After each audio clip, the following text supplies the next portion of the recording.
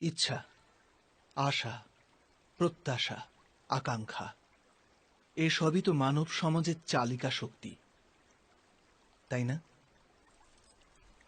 যদি কেউ আপনাকে প্রশ্ন করে যে আপনি কে, তবে আপনার উত্তর কি হবে? বিবেচনা করুন।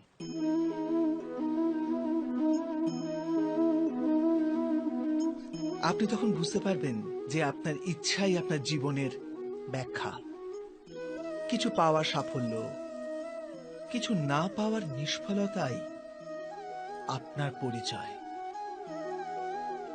অধিকতর ব্যক্তি এইভাবে জীবিত, নিজের ভেতর থেকে শেষ হয়ে যেতে থাকে, তবু নিজের ইচ্ছেগুলোকে মারতে পারে না। ইচ্ছা তাকে এমন ভাবে ছোটাতে থাকে যেমন মৃগের নেশায় শিকারী। কিন্তু আবার এই ইচ্ছাগুলির গর্ভ থেকেই জ্ঞানের প্রকাশও ঘটে। কি করে? যখন ইচ্ছা অপূর্ণ থেকে যায়, আশা ভেঙে যায়, তখন সেখান থেকে জ্ঞানের কিরণ প্রবেশ করে মানুষের হৃদয়ে। না, এই গাথা শুধু ইচ্ছাদের পরস্পর সংঘর্ষের নয়, নয় মহতাকাঙ্ক্ষা থেকে জন্ম নেওয়া ভয়াবহ রক্তপাতের। এই গাথা হল ইচ্ছার গর্ভ থেকে উৎসারিত হওয়া জ্ঞানের।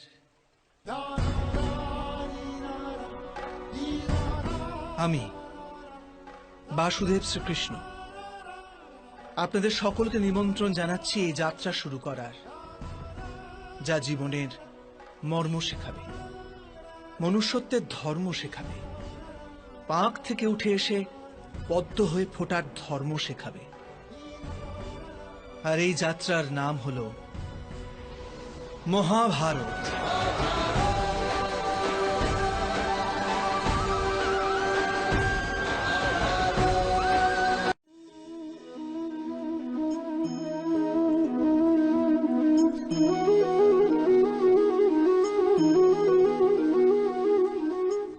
সন্তানের ভবিষ্যৎ সুখে ভরে তোলার চেষ্টা, এই তো প্রত্যেক মাতা পিতার প্রথম কর্তব্য।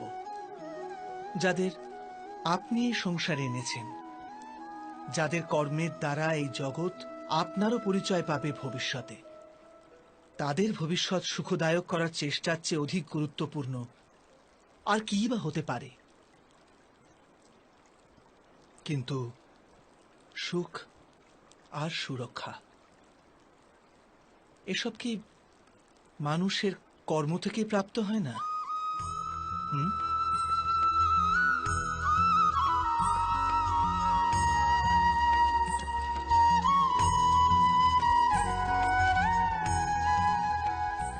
মাতা পিতার দেওয়া ভালো বা মন্দ সংস্কার, বা তাদের দেওয়া যোগ্য অথবা অযোগ্য শিক্ষা, এ সবই কি আজকের সমস্ত কর্মের মূল নয়? সংস্কার আর শিক্ষার থেকে তৈরি হয় মানুষের চরিত্র। অর্থাৎ মাতা পিতা নিজের সন্তানদের যেমন চরিত্র নির্মাণ করেন, তেমনই হয় তাদের ভবিষ্যৎ। কিন্তু তবু অধিকতর মাতা পিতা নিজেদের সন্তানের ভবিষ্যৎ সুরক্ষিত করার চিন্তায় তাদের চরিত্র নির্মাণের কার্যের কথা ভুলেই যান। বস্তুত যে মাতা পিতা শুধু নিজের সন্তানের ভবিষ্যতের চিন্তা করেন, তাদের সন্তানদের কোনো লাভ হয় না। কিন্তু যে মাতা পিতা নিজের সন্তানের ভবিষ্যৎ নয়, তার চরিত্রের নির্মাণ করেন, সেই সন্তানের প্রশস্তি বিশ্ব সংসার করে। স্বয়ং বিচার করুন।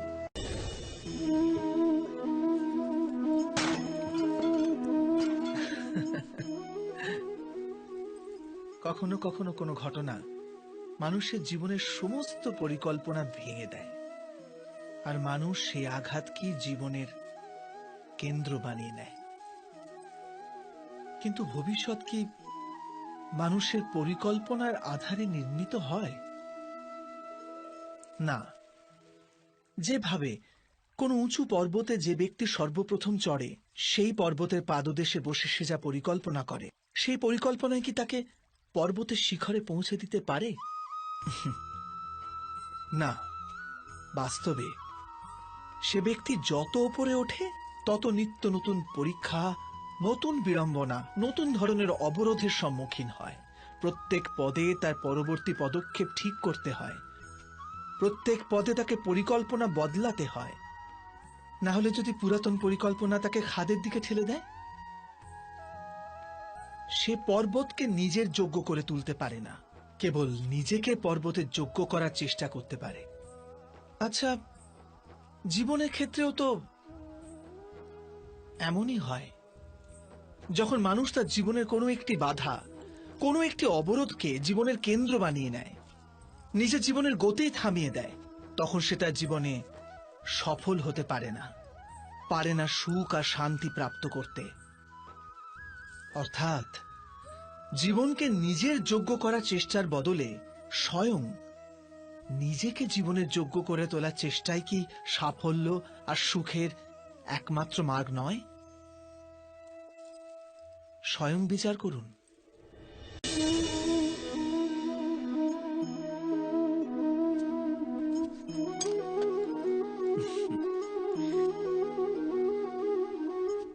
ভবিষ্যতের দ্বিতীয় নাম সংঘর্ষ।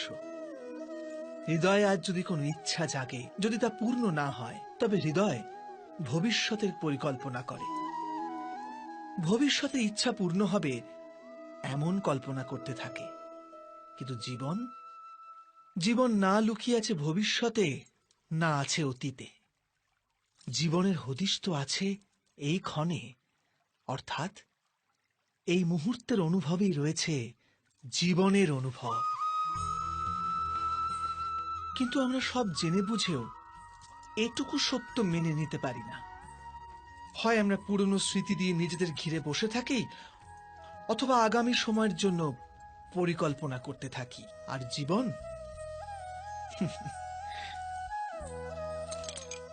জীবন বয়ে চলে। এই সত্য যদি আমরা হৃদয়ে গেঁথে নিই যে না আমরা ভবিষ্যৎ দেখতে পাই, না আমরা ভবিষ্যৎ নির্মাণ করতে পারি, আমরা তো কেবল ধৈর্য আর সাহসের সাথে ভবিষ্যৎকে আলিঙ্গন করতে পারি, স্বাগত জানাতে পারি ভবিষ্যৎকে। আর তবেই কি জীবনের প্রতি মুহূর্ত জীবনের দ্বারা মুখরিত হয়ে উঠবে না? স্বয়ং বিচার করুন।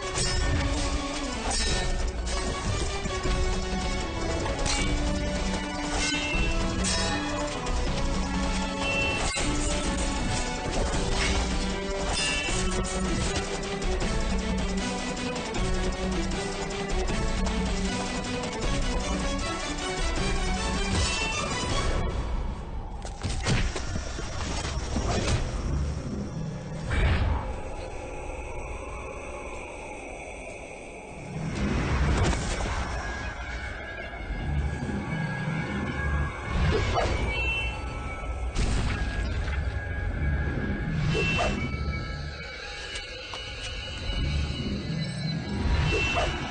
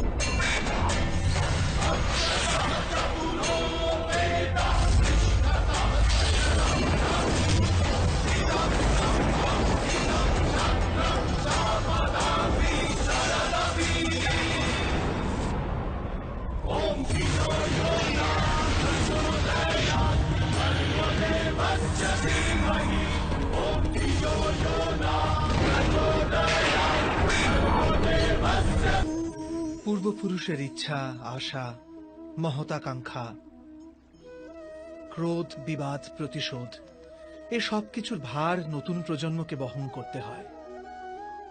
মাতা পিতা নিজের সন্তানকে দিতে তো চান বিশ্বের সমস্ত সুখ, কিন্তু দিয়ে ফেলেন নিজের জমানো পীড়ার সত্তা।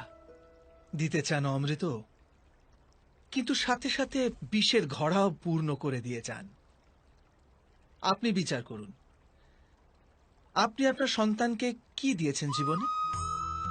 অবশ্যই প্রেম, জ্ঞান, সম্পত্তি এসব দিয়ে থাকবেন, কিন্তু তার সাথে সাথে ওদের মনকে বিষে দেননি তো পূর্ব শর্ত দিয়ে? ভালো মন্দের পূর্ব পরিকল্পিত ব্যাখ্যা দেননি তো? ব্যক্তির সাথে ব্যক্তির, সমাজের সাথে সমাজের, রাষ্ট্রের সাথে রাষ্ট্রের এই সংঘর্ষ পূর্ব ব্যাখ্যার থেকে নির্মিত নয় কি?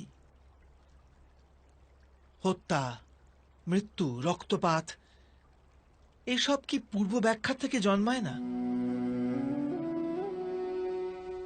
অর্থাৎ মাতা পিতা নিজের সন্তানকে জন্মের সাথে সাথে মৃত্যুর দানও দেন, প্রেমের প্রকাশের সাথে সাথে ঘৃণার অন্ধকার উপহার দেন।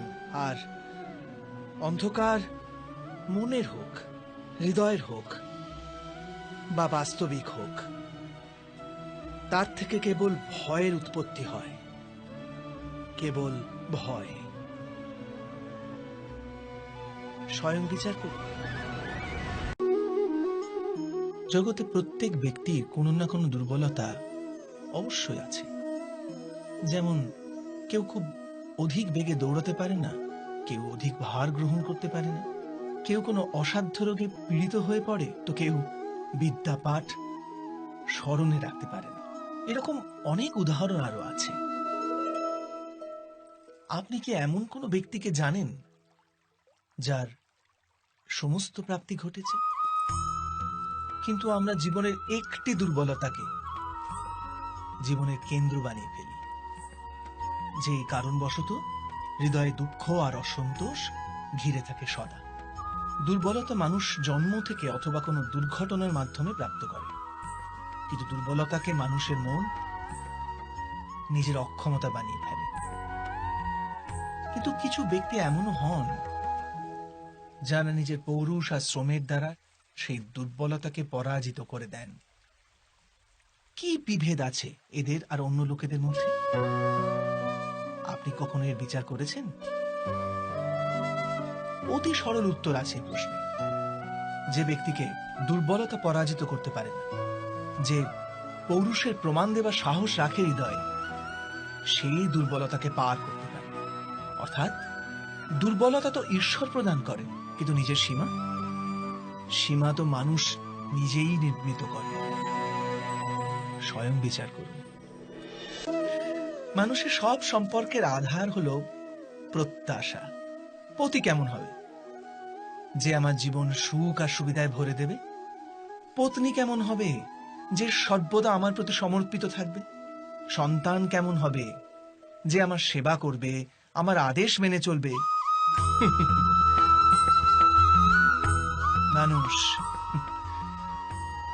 মানুষ প্রেম তাকেই দিতে পারে যে তার প্রত্যাশা পূর্ণ করতে পারে।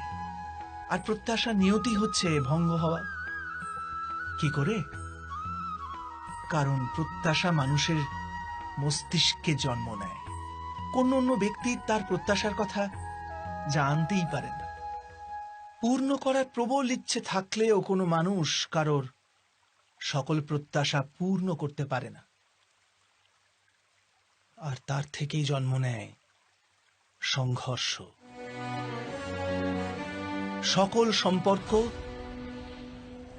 সংঘর্ষে পরিবর্তিত হয়ে যায়।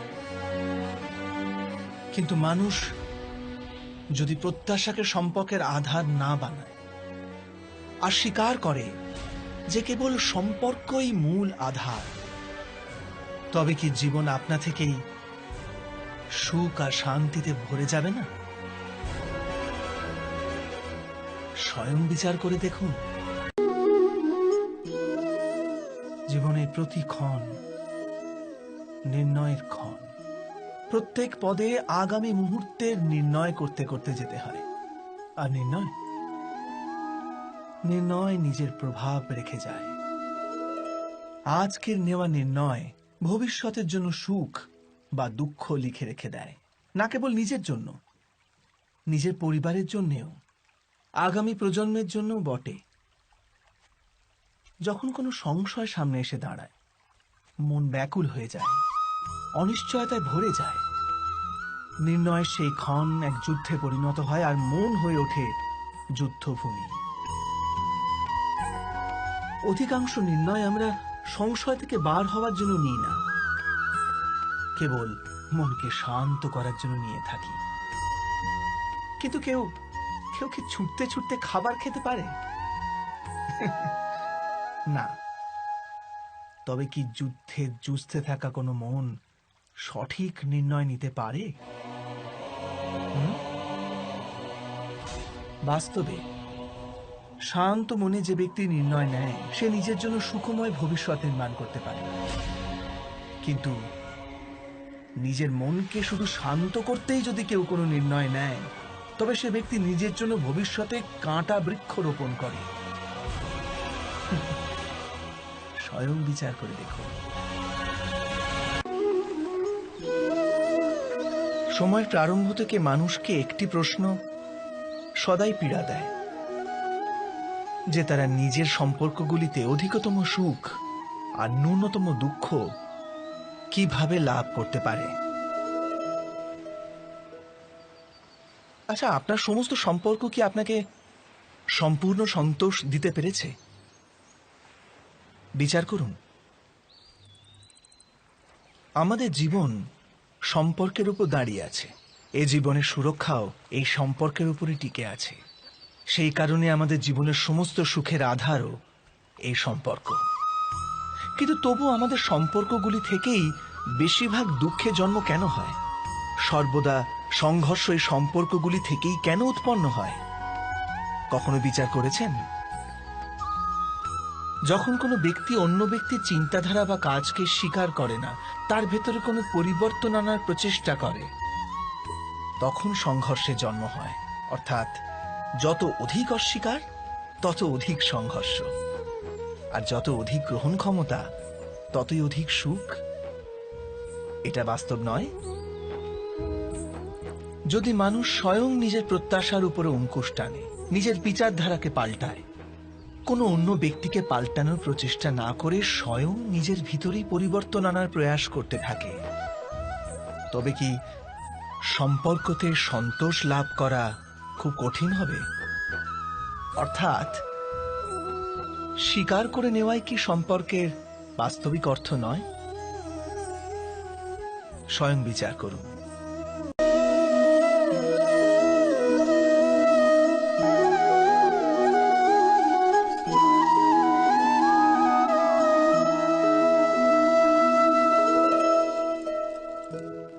যখন কোনো ব্যক্তি কোনো ঘটনার ভিতরে অন্যায়কে দেখতে পায়, তখন সেই ঘটনা তার হৃদয়কে তছনছ করে দেয়। সমস্ত জগৎকে সে নিজের শত্রু রূপে জ্ঞান করতে থাকে।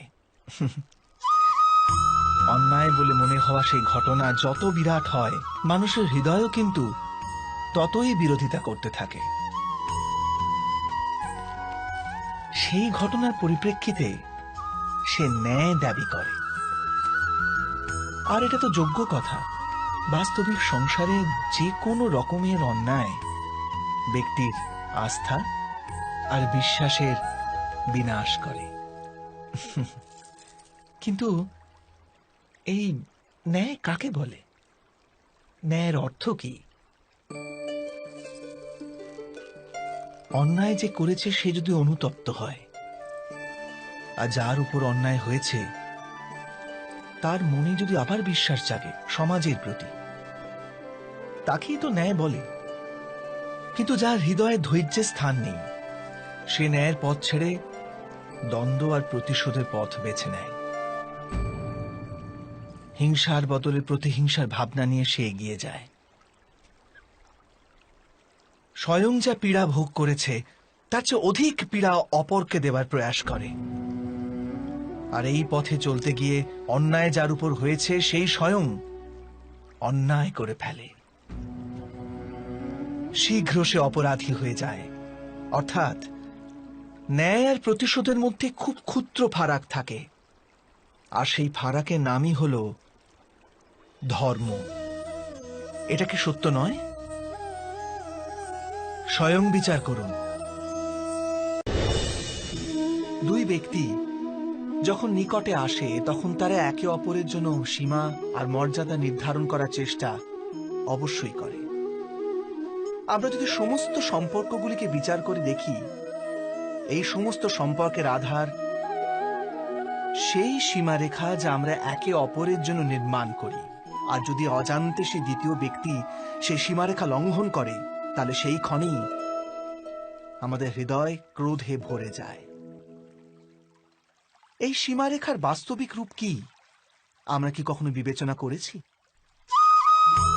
সীমা বেঁধে দিয়ে আমরা দ্বিতীয় ব্যক্তিকে নির্ণয় করার অনুমতি দিই না, নিজের নির্ণয় সেই ব্যক্তির উপর চাপিয়ে দিই। অর্থাৎ তার স্বতন্ত্রতাকে অস্বীকার করি আমরা। আর যখন স্বতন্ত্রতাকে অস্বীকার করা হয় তখন তার হৃদয় দুঃখে ভরে যায়। আর যখন সে সীমারেখা লঙ্ঘন করে তখন আমাদের হৃদয় ক্রোধে ভরে যায়। এমনটাই হয় নাকি?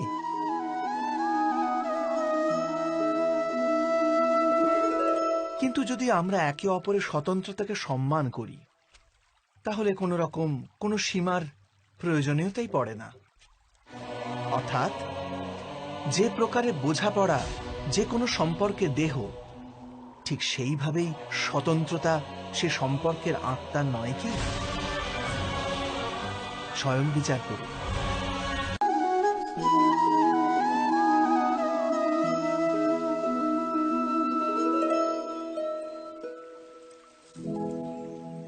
নির্ণয় নেওয়ার মুহূর্তে আমরা সর্বদা কোনো অন্য ব্যক্তির উপদেশ, সূচনা, মন্ত্রণা বা পরামর্শকে আধার করে থাকি।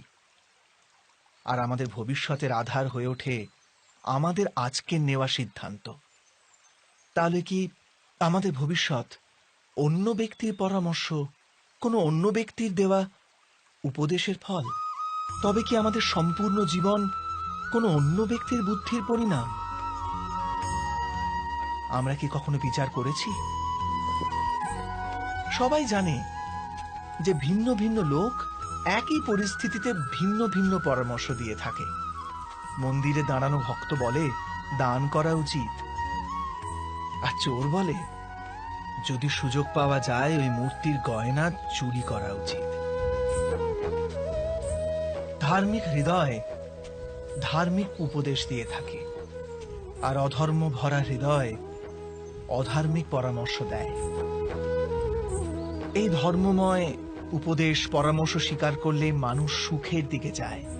কিন্তু এইরকম পরামর্শ স্বীকার করা তখনই সম্ভব হয় যখন হৃদয়ে ধর্ম থাকে। অর্থাৎ কোনো অন্য ব্যক্তির উপদেশ বা পরামর্শ স্বীকার করার আগে স্বয়ং নিজের হৃদয়ে ধর্মকে স্থাপন করা কি অনেক বেশি জরুরি নয়? স্বয়ং বিচার করুন।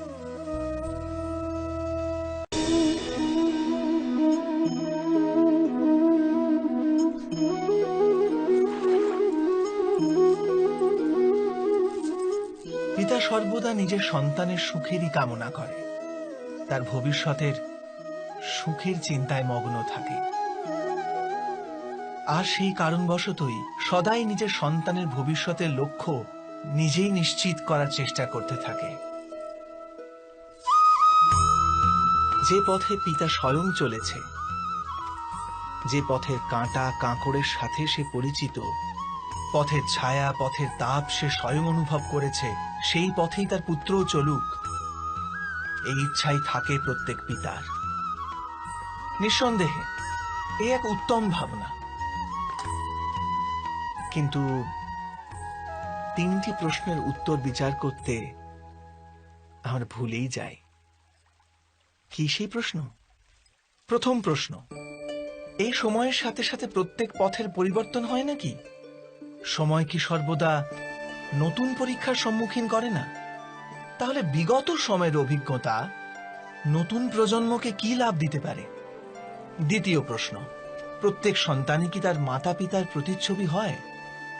হ্যাঁ, সন্তানকে তার শিক্ষা তো অবশ্যই তার মাতা পিতা প্রদান করেন, কিন্তু অন্তরের ক্ষমতা? অন্তরের ক্ষমতা ঈশ্বরের দান। তবে যে পথে চলে পিতা সাফল্য পেয়েছে, এটা কি নিশ্চিত যে সেই পথে চলে তার সন্তানও সাফল্য আর সুখ লাভ করতে পারবে? তৃতীয় প্রশ্ন, জীবনের সংঘর্ষ আর পরীক্ষায় কি লাভ প্রদান করে না? প্রত্যেক নতুন প্রশ্ন কি এক নতুন উত্তরের দ্বার খুলে দেয় না? তবে কি সন্তানদের নতুন নতুন প্রশ্ন, সংঘর্ষ আর পরীক্ষা থেকে দূরে রাখলে তা কি তাদের পক্ষে খুব লাভজনক হবে, নাকি তাদের ক্ষতিই করবে? অর্থাৎ যেমন ভাবে সন্তানের ভবিষ্যৎ নির্মাণ করার বদলে তার চরিত্রের নির্মাণ করাই শ্রেয়, তেমনি সন্তানের ভবিষ্যতের পথ নির্ধারণ করার বদলে তাদের নতুন নতুন সংঘর্ষের সাথে লড়াই করতে পারার মনোবল আর জ্ঞান প্রদান করা, এটাই কি লাভজনক নয়? স্বয়ং বিচার করে দেখুন। সবার জীবনে এমন মুহূর্ত অবশ্যই আসে যখন সত্য বলার নিশ্চয়তা থাকে হৃদয়ে, কিন্তু মুখ থেকে সত্যটা বেরোতেই পারে না। কোনো ভয় মনকে এমনই ঘিরে রাখে।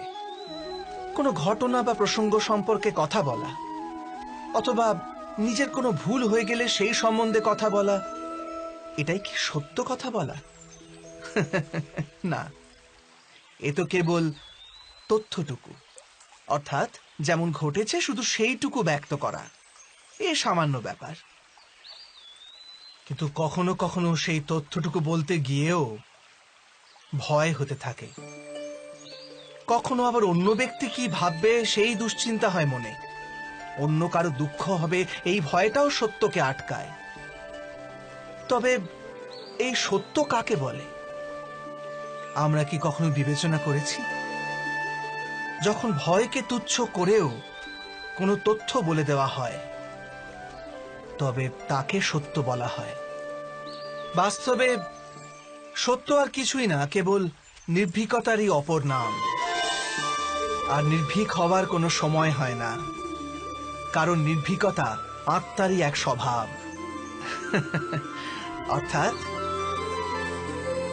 অর্থাৎ জীবনের প্রত্যেকটি ক্ষণই সত্য বলার ক্ষণ নয় কি?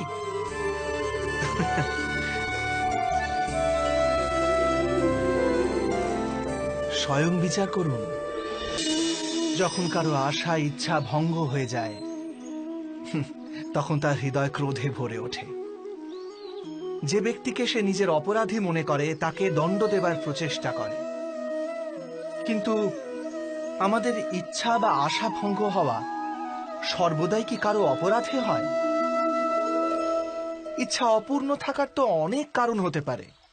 কিছু ইচ্ছা দৈবের কারণে ভঙ্গ হয়, আর কিছু নিয়তির জন্য। আর কখনো কখনো ইচ্ছা স্বরূপই এমন হয় যে তা কখনো পূর্ণ হতে পারে না। বিনা পরিস্থিতি বিচার করেই কাউকে অপরাধী মেনে নেওয়া ন্যায় নয়, প্রতিশোধ।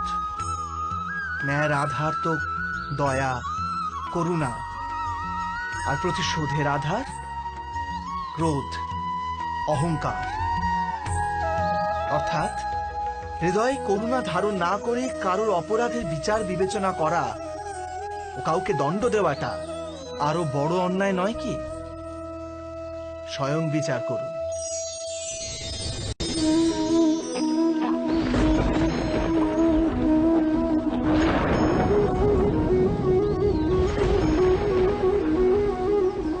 সংকেত বা পূর্বাভাসের উপর নির্ভর করে আমরা ভবিষ্যতের সুখ দুঃখের কল্পনা করি। ভবিষ্যতে দুঃখের কারণ দূর করার জন্য আমরা আজ পরিকল্পনা করি। কিন্তু কালকের সংকটকে আজ নির্মূল করার চেষ্টা করলে আমরা লাভবান হই নাকি আমরা ক্ষতিগ্রস্ত হই? এই প্রশ্ন নিজেদের করি না। সত্য তো এটাই যে সংকট আর তার নিবারণ একসাথে জন্ম নেয়, ব্যক্তির খাতিরে আবার সৃষ্টিরও খাতিরে, তাই না? আপনি আপনার ভূতকালের কথা স্মরণ করুন, ইতিহাসকে দেখে নিন। আপনি তখনই উপলব্ধি করবেন যে যখন যখন সংকট এসেছে তখন তখন তাকে নিবারণ করার শক্তিরও জন্ম হয়েছে। এটাই তো জগতের নিয়ম, অর্থাৎ সংকটই শক্তির জন্মের কারণ। প্রত্যেক ব্যক্তি যখন সংকট থেকে বেরিয়ে আসে তখন সে এক পদ আগে এগিয়ে যায়, অধিক উজ্জ্বলতা, অধিক আত্মবিশ্বাস লাভ করে, না কেবল নিজের জন্য, সমগ্র বিশ্বের জন্য বটে। এটা কি সত্য নয়? বাস্তবে সংকটের জন্ম মানে একটি সুযোগের জন্ম, নিজেই নিজেকে বদল করার, নিজের চিন্তাধারাকে আরো উঁচুতে নিয়ে যাওয়ার সুযোগ, নিজের আত্মাকে অধিক বলবান আর অধিক জ্ঞানমণ্ডিত করার সুযোগ। যে এটা করতে পারে তার কোনো সংকট আসে না, কিন্তু এমনটা যে করতে পারে না সে তো স্বয়ংই এক সংকট হয়ে পড়ে এই বিশ্বের জন্য। বিবেচনা করুন।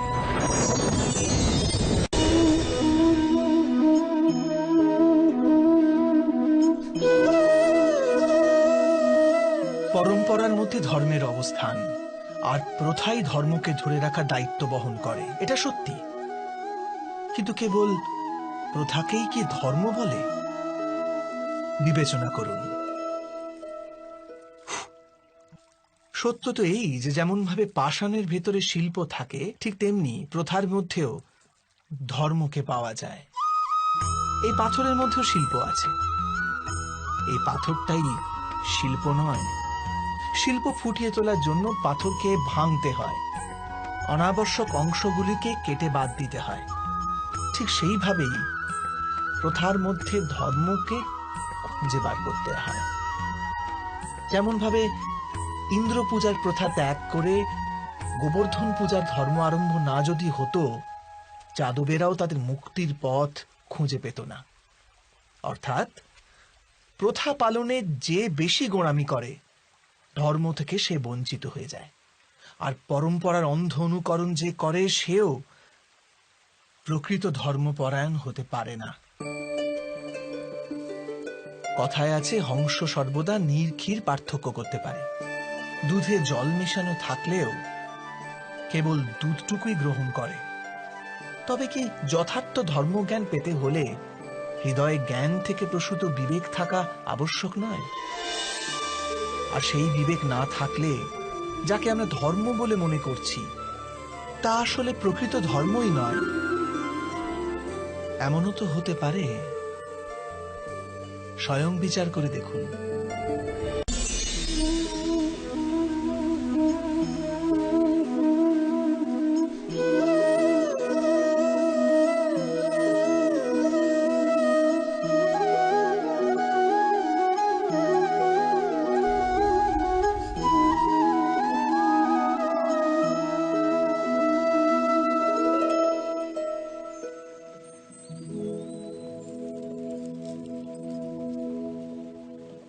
ভবিষ্যৎকে আধার করে সবাই আজকে নির্ণয় করতে চায়। ভবিষ্যতে সুখ লাভ হবে, ভবিষ্যৎ সুরক্ষিত হবে, এমন নির্ণয় আজ করার প্রয়াস করতে থাকে সবাই।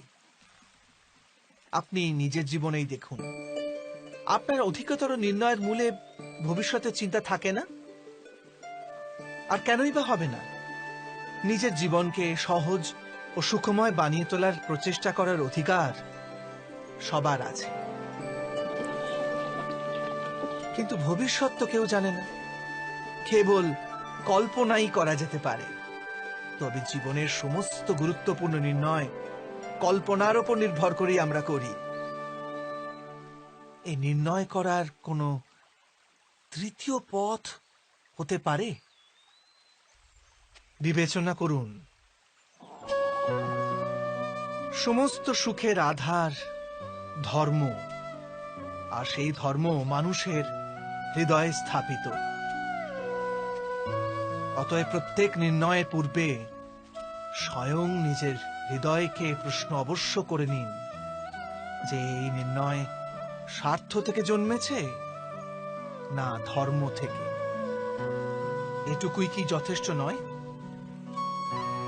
ভবিষ্যতের বদলে ধর্মের বিচার করলে কি ভবিষ্যৎ অধিক সুখময় হয়ে উঠবে না? স্বয়ং বিচার করে দেখুন। মানুষ যখন তার অপরাধের দণ্ড ভোগ করে তখন হতে পারে সেই ন্যায় বিচারে তার মনে কষ্ট হয়। প্রশ্ন ওঠে তার হৃদয়ে যে যখন সে অপরাধ করেছিল তখন সে ভিন্ন ব্যক্তি ছিল, তারপর সে অনেক অনেক অনুতাপ করেছে, নিজেকে এত পরিবর্তন করেছে, তবু সে দণ্ড কেন পাবে? কিন্তু যেখানে আঘাত আছে সেখানে প্রত্যাঘাতও থাকবে। যেমন কর্ম তেমনি ফল। যদি কাউকে স্নেহ দাও তবে সুখ লাভ হবে, যদি কাউকে হত্যা করো তবে মৃত্যুদণ্ড পাবে। যেমন কার্য তেমনি ন্যায় হয়। তবে কি প্রায়শ্চিত্ত বা অনুতাপের কোনো মূল্য নেই? আছে, অবশ্যই মূল্য আছে।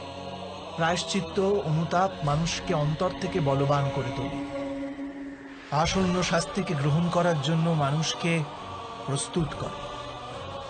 অর্থাৎ প্রায়শ্চিত্ত না করে দণ্ড স্বীকার করার কোনো মূল্য আছে? স্বয়ং বিচার করুন।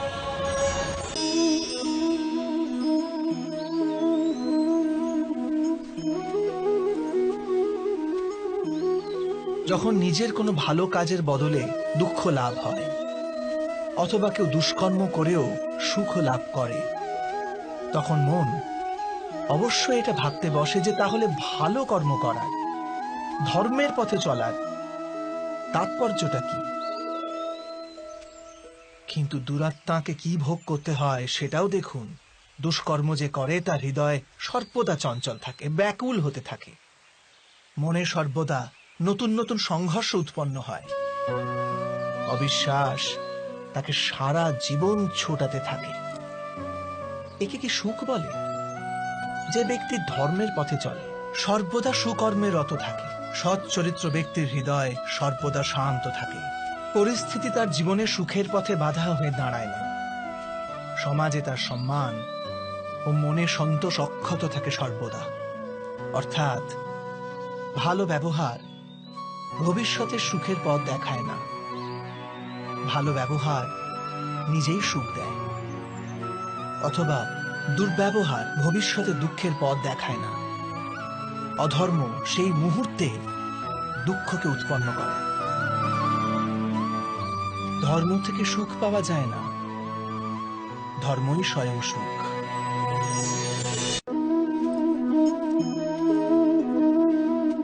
মানুষের জীবনের চালক হল ভয়। মানুষ সর্বদা ভয়ের কারণ ঠিক খুঁজে নেয়। জীবনে যে পথ আমরা বেছে নিই সেই বেছে নেওয়ার পিছনেও আমাদের ভয়ই কাজ করে। কিন্তু এই ভয় কি বাস্তবিক? বিবেচনা করুন।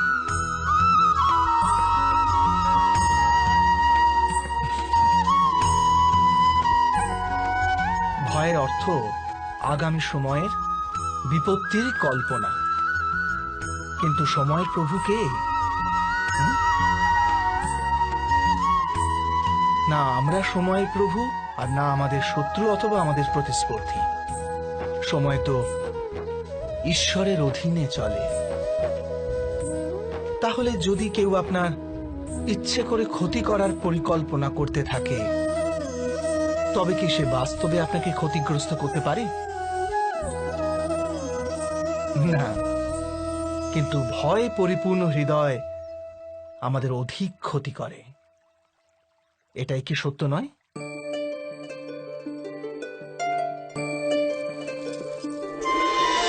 বিপত্তির সময় ভয়ভীত হৃদয় যথার্থ নির্ণয় করে না, অতএব বিপত্তিকে অধিক পীড়াদায়ক বানিয়ে তোলে। কিন্তু বিশ্বাসে পরিপূর্ণ হৃদয় বিপত্তির মুহূর্তকেও সরলভাবে পার করতে পারে। অর্থাৎ যে কারণে মানুষ হৃদয়ে ভয়কে স্থান দিয়ে থাকে, ভয় ঠিক তার বিপরীত কার্য করে। এটাই কি সত্য নয়? স্বয়ং বিচার করুন।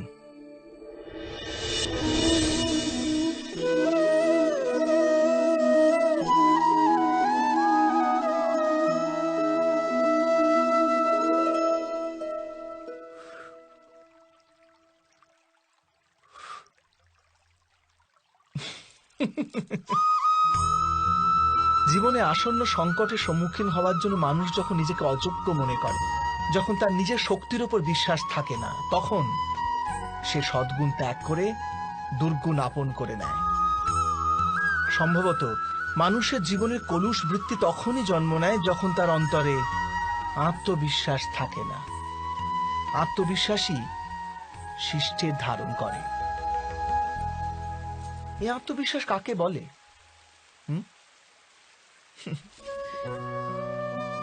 যখন মানুষ বিশ্বাস করে যে জীবনের সংঘর্ষ তাকে দুর্বল করে তোলে, তখন তার নিজের উপর বিশ্বাস থাকে না।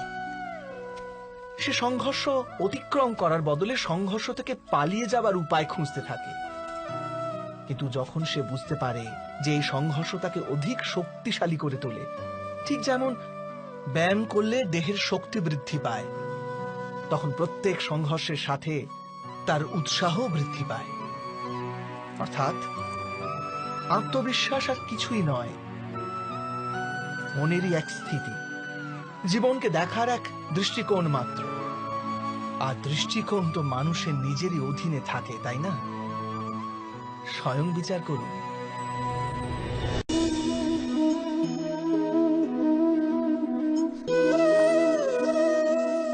ক্ষমতার লালসা সবারই হৃদয়কে ঘিরে থাকে। প্রত্যেক ব্যক্তি নিজেরই এক রাজত্ব নির্মাণ করার চেষ্টা অবশ্যই করে। সেই রাষ্ট্র পুরো রাষ্ট্রের মতো অত বৃহৎ হোক অথবা নিজের পরিবারই হোক, সে ক্ষমতা লাভ করার প্রয়াস অবশ্য করে। কিন্তু ক্ষমতার বাস্তবিক রূপ কি আমরা কি কখনো বিবেচনা করেছি? একটি মানুষ যত অধিক ব্যক্তির জীবনকে প্রভাবিত করতে পারে, যত অধিক ব্যক্তির স্বতন্ত্রতার উপর অঙ্কুশ টানতে পারে, ততই অধিক ক্ষমতার অনুভব করে সে। ক্ষমতার প্রকৃত রূপই হল অন্যের জীবনের ওপর স্বয়ংের প্রভাব। কিন্তু বাস্তবে প্রভাব প্রেম, দয়া, করুণা ও ধর্ম থেকে উৎপন্ন হয় নাকি? যখনই মানুষ কঠোরতা আর অধর্মের মাধ্যমে ক্ষমতা প্রাপ্ত করার প্রয়াস করে, তখনই সে অন্যের হৃদয়ে বিরোধিতা অথবা বিদ্রোহের জন্ম দেয়। আর পরিণাম অনেকটা এই রকম। হ্যাঁ, কিছু সময়ের জন্য সে নিজের প্রভাব ও শক্তির বিকাশ অবশ্য অনুভব করে, কিন্তু তা বাস্তবিক ক্ষমতা নয়। এই কারণে ভৃগু আর বশিষ্ঠের মতো ঋষিদের আজও পূজা করা হয়, রাবণ বা হিরণ্যকশিপুদের নয়। এ সম্বন্ধে আপনি অবশ্যই বিচার করবেন, সত্য বলেছি কিনা।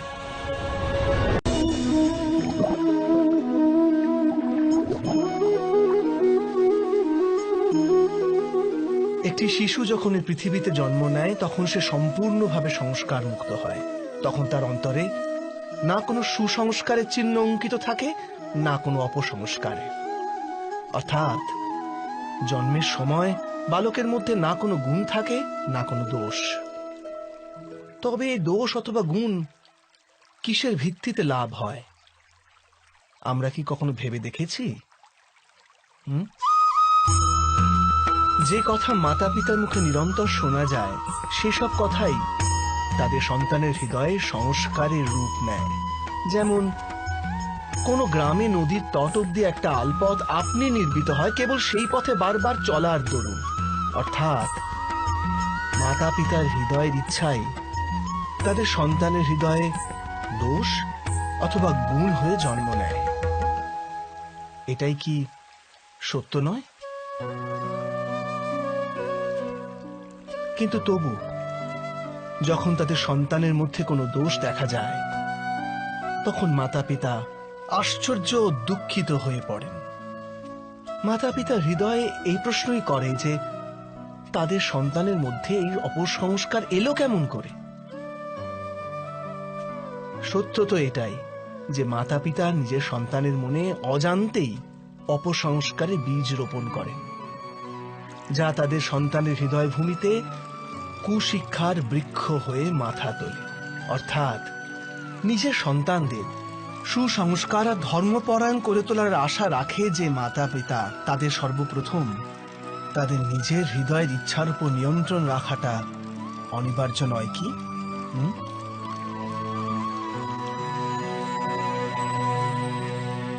প্রত্যেক মাতা পিতা এ বিষয়ে বিচার অবশ্যই করবেন।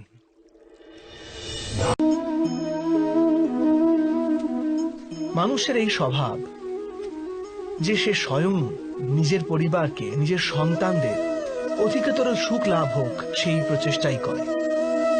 সেই কারণেই আমরা সদা শ্রম আর কষ্ট থেকে দূরে থাকতে চাই, বিশ্রাম আর বিলাসবহুল জীবন ধারণের প্রয়াস করি। স্বয়ং নিজের জীবনকেই দেখুন।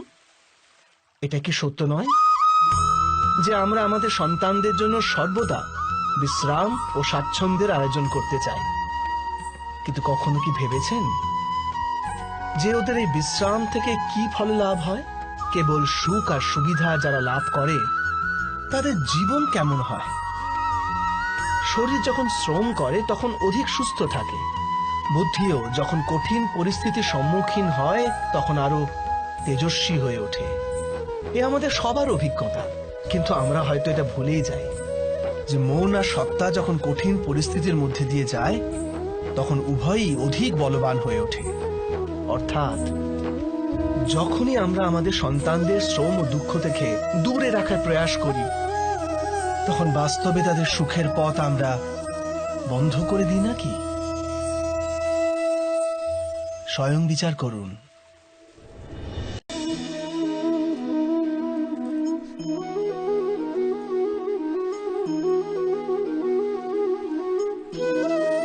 জ্ঞান প্রাপ্তি সর্বদা সমর্পণের মাধ্যমেই হয়, এ আমরা সকলেই জানি। কিন্তু সমর্পণের বাস্তবিক গুরুত্ব কি আমরা কি কখনো বিবেচনা করেছি? মানুষের মন সর্বদা জ্ঞান প্রাপ্তির পথে নানান বাধা সৃষ্টি করে। কখনো কোনো অন্য বিদ্যার্থীর প্রতি ঈর্ষা জন্মায়, কখনো গুরুর শেখানো পাঠের উপর সন্দেহ উৎপন্ন হয়, আবার কখনো গুরু দেওয়া কোনো শাস্তি মনকে অহংকারে ভরিয়ে তোলে। তাই নয় কি? কি এমনটাই হয় না? নানান সময় নানান রকম চিন্তা মনকে ব্যাকুল করে তোলে, আর মনের এমন অশান্ত স্থিতির কারণে আমরা জ্ঞান লাভ করতে পারি না। মনের সঠিক স্থিতি কেবল সমর্পণ থেকেই লাভ হয়। সমর্পণ মানুষের অহংকারকে নাশ করে, ঈর্ষা, উচ্চাকাঙ্ক্ষা ইত্যাদি হীন ভাবনাকে দূর করে হৃদয়কে শান্ত করে আর মনকে একাগ্র করে। বাস্তবে ঈশ্বরের সৃষ্টিতে না জ্ঞানের অভাব আছে না জ্ঞানী ব্যক্তি। গুরু দত্তাত্রেয় তো গাভী আর ষণ্ডদের থেকেও জ্ঞান লাভ করেছিলেন।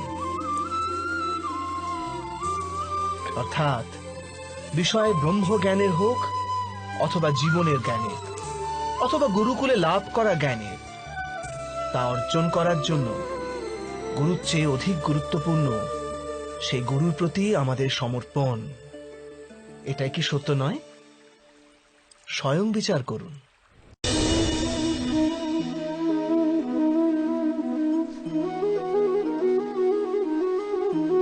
একই গুরুর কাছে শিক্ষা লাভ করা সকল শিষ্য এক সমান বিদ্যা লাভ করতে পারে না। সকল শিষ্যকে গুরুর বচন শুনতে দেখা যায় ঠিকই, তাকে পূজা করতেও দেখা যায়, কিন্তু তারা সমান বিদ্যা লাভ করতে পারে না। কখনো ভেবে দেখেছেন কেন এমন হয়? সত্য তো এটাই যে বিদ্যা লাভে অসমর্থ শিষ্য সমর্পণের ভান তো করে, কিন্তু সমর্পণের বাস্তবিক অর্থ বুঝতেই পারে না। গুরুর চরণে ফুল নিবেদন করলে অথবা গুরুর আদেশ শুধু পালন করলে কি সমর্পণ প্রমাণ করা যায়? না। সমর্পণ তো যথার্থ হয় তখনই যখন গুরুর প্রতি মনে কোনো সন্দেহ না থাকে, গুরুর মুখ থেকে আদেশ উচ্চারিত হবার পূর্বে শিষ্য সেই কাজ সম্পন্ন করে ফেলে। গুরুর ভাবনার সঙ্গে শিষ্যের ভাবনা এক হয়ে যায়। শিষ্য যতক্ষণ নিজের গুরুর মধ্যে ব্রহ্মা বিষ্ণু মহেশ্বরের রূপ না দেখতে পায়, ততক্ষণ তা সমর্পণ সত্য হয় না। বাস্তবে সমর্পণ কোনো কার্যের নাম নয়। সমর্পণ তো হৃদয়ের ভাবনা আর মনের এক স্থিতির নাম। অর্থাৎ আমাদের অজ্ঞতার জন্য দোষ কেবল আমাদের মনেরই নয়।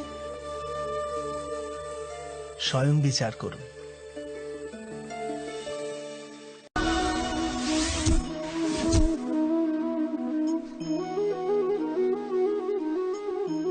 শ্রেষ্ঠত্বের অর্থ কি? শ্রেষ্ঠ হওয়ার অর্থ হলো অন্যদের চেয়ে অধিক জ্ঞান অর্জন করা। অর্থাৎ গুরুত্ব এই বিষয় নয় যে কত জ্ঞান স্বয়ং অর্জন করলো কেউ। গুরুত্ব এই বিষয়ে যে লাভ করা জ্ঞান অন্য ব্যক্তিদের চেয়ে অধিক কিনা। অর্থাৎ শ্রেষ্ঠ হওয়ার ইচ্ছা জ্ঞান প্রাপ্তির বাসনাকেও এক প্রতিযোগিতা বানিয়ে তোলে। আর প্রতিযোগিতায় বিজয় শেষ বিজয় হয় না।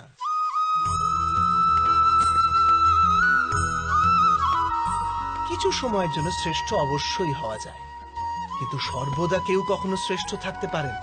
তারপর আবার অসন্তোষ, পীড়া আর সংঘর্ষের সৃষ্টি হয়। কিন্তু শ্রেষ্ঠ হবার বদলে যদি উত্তম হবার প্রয়াস করা যায়, তবে কি এরকম হয়? উত্তমের অর্থ হলো যা যা প্রাপ্ত করা যায় সেই সমস্ত অর্জন করা। কারোর চেয়ে অধিক লাভ করার ইচ্ছা থেকে নয়, শুধুমাত্র আত্মার তৃপ্তির জন্য কিছু অর্জন করা। উত্তম হবার পথে অন্য কারোর সঙ্গে প্রতিযোগিতা থাকে না, স্বয়ং নিজের সঙ্গে প্রতিযোগিতা হয়। অর্থাৎ উত্তম হবার চেষ্টা যে করে সে কখনো না কখনো সমস্ত জ্ঞান অর্জন করে ফেলে।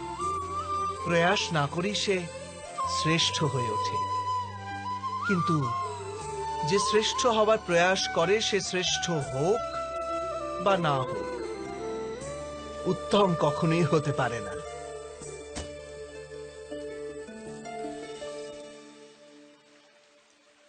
অবশ্যই করবেন।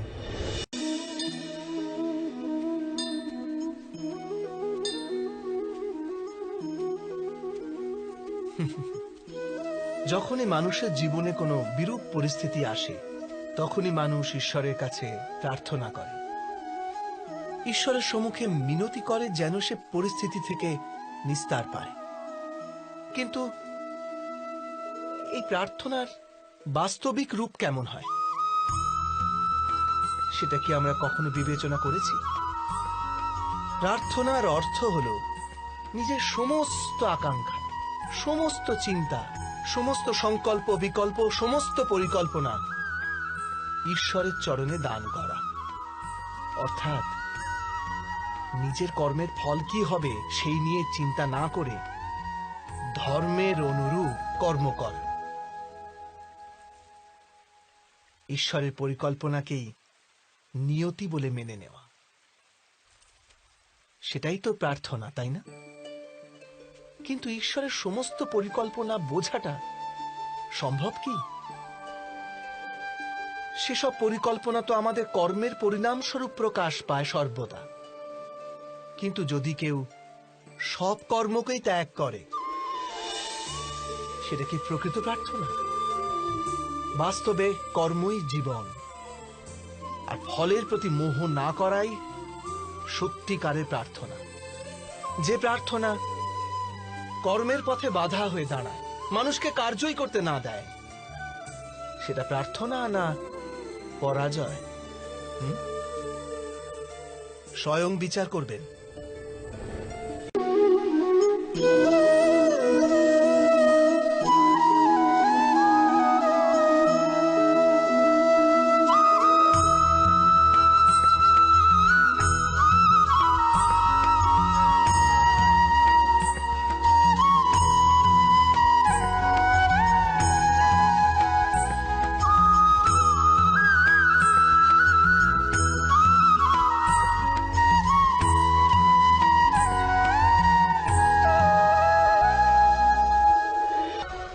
ধর্ম, ধর্মের বিষয়ে সবাই চিন্তা করে। কেউ নিজের ধর্মের বিষয়ে, কেউ অন্যের ধর্মের বিষয়ে, কারো অধর্মের বিষয়ে আলোচনা হতেই থাকে। এমন কেউ নেই যে ধর্মের বিষয়ে চিন্তা করে না। কিন্তু বাস্তবে ধর্ম কাকে বলে? কেউ কি সত্যি তা বুঝতে পারে? ধর্ম মানুষকে অন্য মানুষের সঙ্গে, সমস্ত সৃষ্টির সঙ্গে একাত্ম হয়ে বাঁচার জ্ঞান দেয়। সেই কারণেই কোনো ধর্মস্থলে গিয়ে মানুষ সর্বদাই শান্তি লাভ করে। সেটা কি আপনার অভিজ্ঞতা নয়? অর্থাৎ ধর্ম মানুষের সমস্ত সংঘর্ষ বিনাশ করে। কিন্তু এটা কি করে সম্ভব যে কোনো মানুষের অন্য কারোর সঙ্গে কোনো সংঘর্ষ হবে না? বিবেচনা করুন, যেখানে প্রেম আছে সেখানে সংঘর্ষ থাকে নাকি? আপনি বলবেন হ্যাঁ, অবশ্যই থাকে। কিন্তু আপনি আর একটু ভাবলে তবে বুঝতে পারবেন, যেই ক্ষণে সংঘর্ষ হয় সেই ক্ষণে সমস্ত প্রেম বিস্মৃত হয়ে যায়। আর তারপর ইচ্ছা জাগে, অহংকার জাগে, ক্রোধ জাগে, কিন্তু প্রেম না, প্রেম আর জাগে না। কারণ যেখানে প্রেম জাগ্রত থাকে সেখানে সমস্ত বিবাদ, সমস্ত সংঘর্ষ, সমস্ত বচসা বিনষ্ট হয়ে যায়।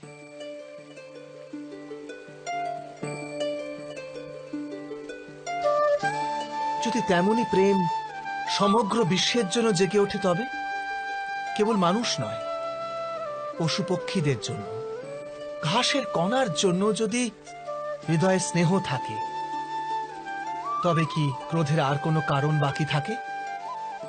থাকে না তো।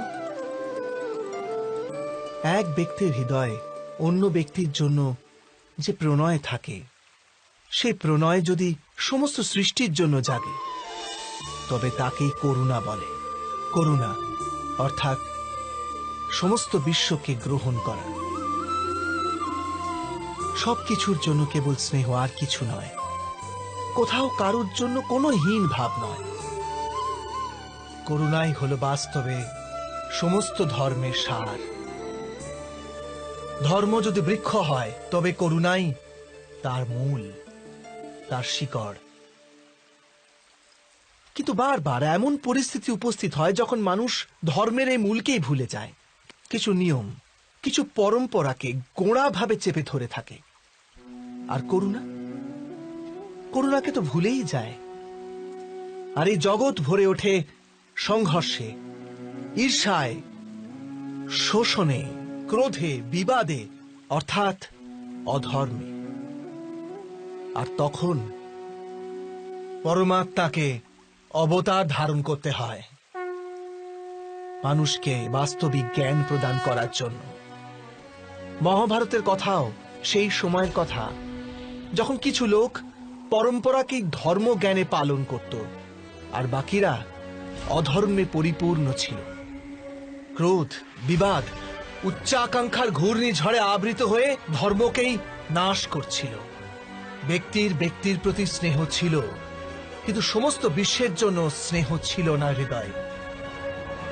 এ জগতে করুণা ছিল না।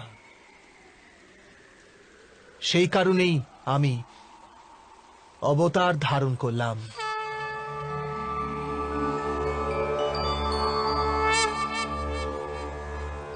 পরিত্রাণায় সাধুনাং, সাধুজনদের পরিত্রাণ করার জন্য, বিনাশায় চ দুষ্কৃতাং, কুকর্ম যারা করে তাদের নাশ করার জন্য, ধর্ম সংস্থাপনার্থায়, ধর্মের স্থাপনা করার জন্য।